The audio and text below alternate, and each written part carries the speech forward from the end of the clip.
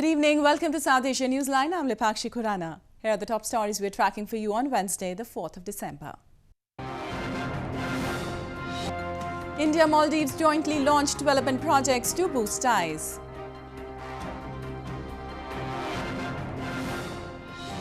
Pakistan's former President Musharraf says treason case against him baseless. And Japanese national among 6 killed in Afghan attack.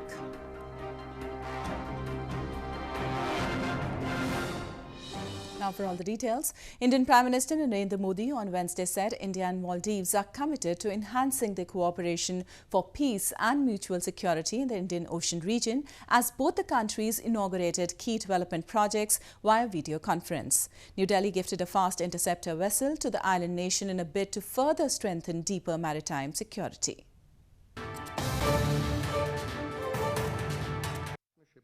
India on Wednesday jointly inaugurated key development projects with Maldives that were announced during last 1 year to further deepen bilateral ties between the two countries.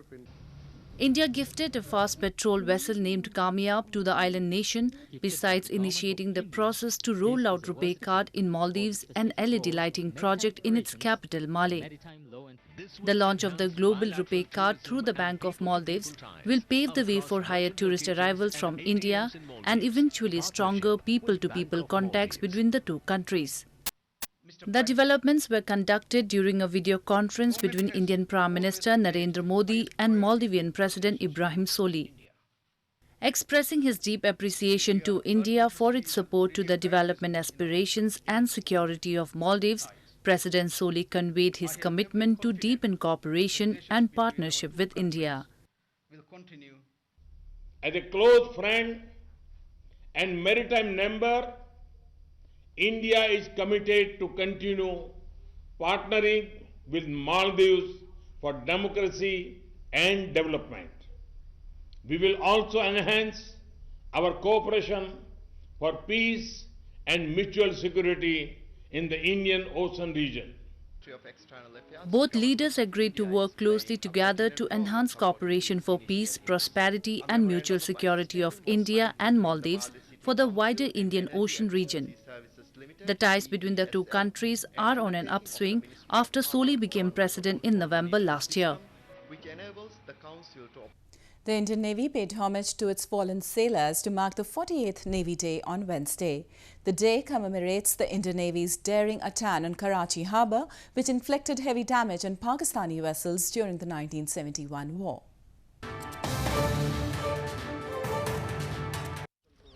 The Indian Navy on Wednesday paid tributes to its fallen sailors who had sacrificed their lives during the 1971 Indo-Pakistan War to mark the occasion of the 48th Navy Day. Indian Navy Chief Admiral Karambir Singh, along with high-ranking officials of the Indian Armed Forces, laid a wreath and paid homage to the martyrs at the National War Memorial in capital New Delhi on the occasion.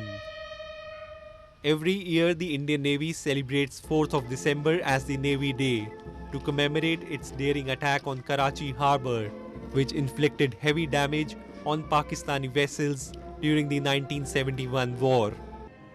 Meanwhile, officials of the armed forces also paid tributes at the World War I era memorial in India's coastal Chennai city on the occasion. The theme for this year's celebrations is Indian Navy, silent, strong and swift. I take this opportunity to thank the nation and all its citizens for the unstinted support that they have provided to the Army, Navy and Air Force in all their endeavours in the past 1 year. As part of the celebrations, medical and blood donation camps, coastal cleanup activities, among other events, are also conducted on the occasion every year. Pakistan's former President Pervez Musharraf has said that high treason case against him is baseless as he has served the country for almost a decade. Musharraf, who is living in Dubai in self-exile, was on Monday admitted to hospital following deterioration of his health.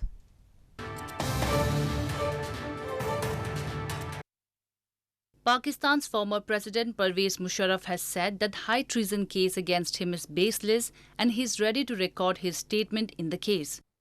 Musharraf, however, showed mistrust in the judicial process, saying, "I have not been heard and I am being victimized." The ailing former military dictator's video statement from his hospital bed was shared on Twitter by M. Zahib Nabil, senior special assistant in his office. Musharraf expressed hope that he will get justice in the case.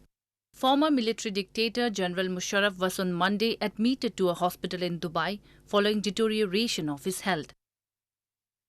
ये case मेरी नज़र में बिल्कुल बेबुनियाद है, क्योंकि मैं तो गद्दारी छोड़े, मैंने तो इस मुल्क के लिए बहुत खिदमत अंजाम दिए हैं, जंगें लड़ा हुआ हूँ मैं, और मुल्क की खिदमत मैंने 10 साल की है, तो इसलिए मैं समझता हूँ बेबुनियाद है। अब यहाँ इस केस में मुझे सुनाई नहीं दे रहा है, सुनवाई मेरी नहीं हो रही है। सिर्फ ये नहीं है कि मुझे सिर्फ मेरी सुनवाई नहीं हो रही है, मेरा जो लॉयर है सलमान सफ्तर, उस तक को सुन नहीं रहे हैं, तो मेरी नज़र में ये बहुत ज़्यादती हो रही है। The Islamabad High Court had last week set aside an order of the special court that the final verdict in Musharraf's high treason case would be announced on November 28. However, the court's full bench wanted the special court to decide the case expeditiously, as it directed the government to notify a prosecution team by 5th of December. Moving on, students of Karakoram International University in Gilgit-Baltistan recently staged a protest accusing Pakistan of systematically depriving the youth of Gilgit-Baltistan of seeking higher education. They demanded more varsities should be built in the illegally occupied region.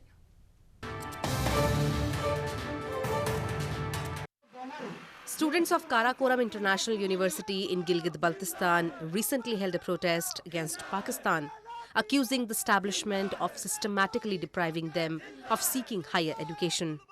The entire region of Gilgit-Baltistan has just one university, and to make matters even worse, the institution has no professional programs along with an inadequate number of teaching staff. The students said that despite repeated pleas and demands, the administration of the illegally occupied region, which largely operates at the commands of Islamabad, has been apathetic to the crisis. Gilgit Baltistan तालीमी हिसाब से सबसे पीछे देखा जाए तो एक ही international university है, उसके अलावा ये है कि इतनी ज़्यादा तुलबा की तादाद और पढ़ी लिखी यूथ गिलगित बाल्टिस्तान में होने के बावजूद हमारे जो नौजवान है वो पिंडी इस्लामाबाद में जाके तालीम हासिल करने के लिए दर बदर की ठोकरें खा रहे हैं। इन लोगों को यहाँ पे इंजीनियरिंग यूनिवर्सिटी और ये कि मेडिकल यूनिवर्सिटियाँ कायम करनी चाहिए। हमारे नौजवानों के साथ पूरी पाकिस्तान में जो खेल खेला जा रहा है, वो खेल ये है कि नौजवानों को आपने नौकर पैदा करना है, नौजवानों को आपने बुज़दिल पैदा करना है, नौजवानों के दिलो दिमाग के अंदर से उनकी ताकत खत्म करनी है। Such a state of affairs is not only limited to the education sector. Locals in the illegally occupied region blame either it is civil liberties, quality of life or voting rights. They have been granted almost nothing by the Pakistani establishment. In news from Afghanistan, gunmen killed a Japanese doctor and 5 others in eastern Afghanistan on Wednesday. Tetsu Namakura, head of Peace Japan Medical Services, had recently been granted honorary Afghan citizenship for decades of humanitarian work in the country.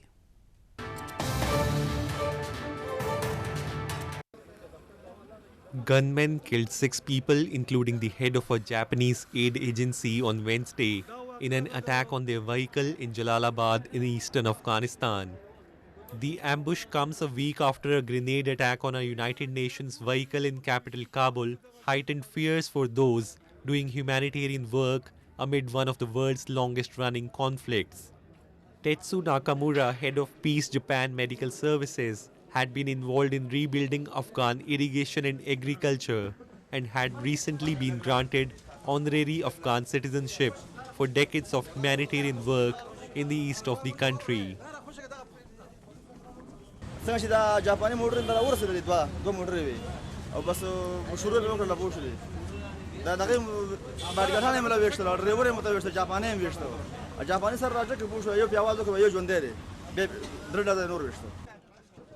No group had claimed responsibility for the attack till the last reports came in. Nangarhar has been a stronghold of the Islamic State militant group. The attack came as Afghan President Ashraf Ghani last month claimed victory over the Islamic State in the eastern province, after more than 600 fighters, along with their families, surrendered to the government. Sri Lanka's new president, Gotabaya Rajapaksa, met with members of the committee inquiring the Easter Sunday terror attacks that killed more than 250 people in April. He instructed to expedite their probe, identify those responsible for the attacks and bring them before the law.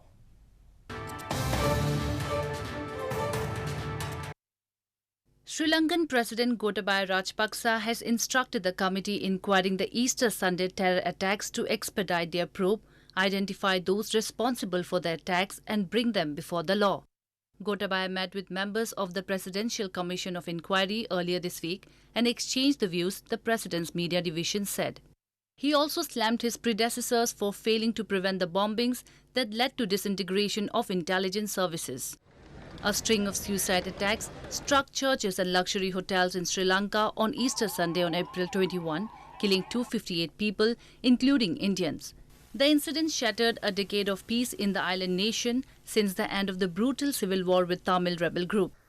After the attacks, the then President Maithripala Sirisena had said that India provided additional information but senior officials did not share the intelligence with him. Though authorities said local jihadist group National Tawhid Jamaat were responsible for the suicide bombings, their attacks were later claimed by the Islamic State terror group. In news from Nepal, a joint military exercise between Indian and Nepali army commenced at the Nepal Army Battle School in the country's Rupandehi district on Tuesday. This is the 14th edition of the joint military exercise Surya Kiran, which is conducted alternatively in India and Nepal. The aim of the exercise is to enhance interoperability at the military level in jungle warfare, anti-terrorism combat as well as disaster response activities. As part of the exercise, important lectures, demonstrations and drills related to counter-insurgency and counter-terrorism operations will be conducted. The annual Sangai Festival of India's northeastern Manipur province drew scores of tourists this year. The week-long grand event aimed at promoting Manipur's rich culture and diverse traditions to the world.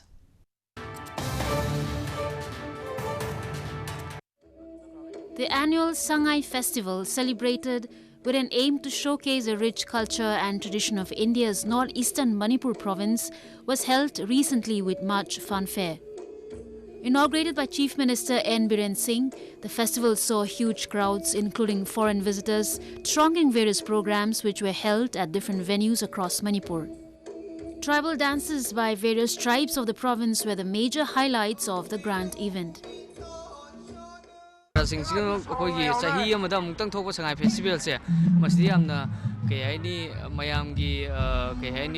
Enjoyment, entertainment, everything. Mapalam kaya international kaya Sangai Festival yeng blai dana.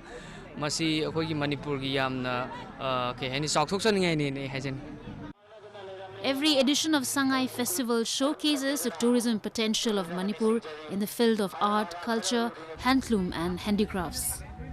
The festival started as a province-level event in 2010 and has now grown into a big platform for locals to showcase their rich cultural ethos and diverse traditions to the world. Well, that's the way it was in South Asia this evening. Before we conclude, the top stories once again. India-Maldives jointly launched development projects to boost ties. Pakistan's former President Musharraf says a treason case against him baseless. And Japanese national among 6 killed in Afghan attack.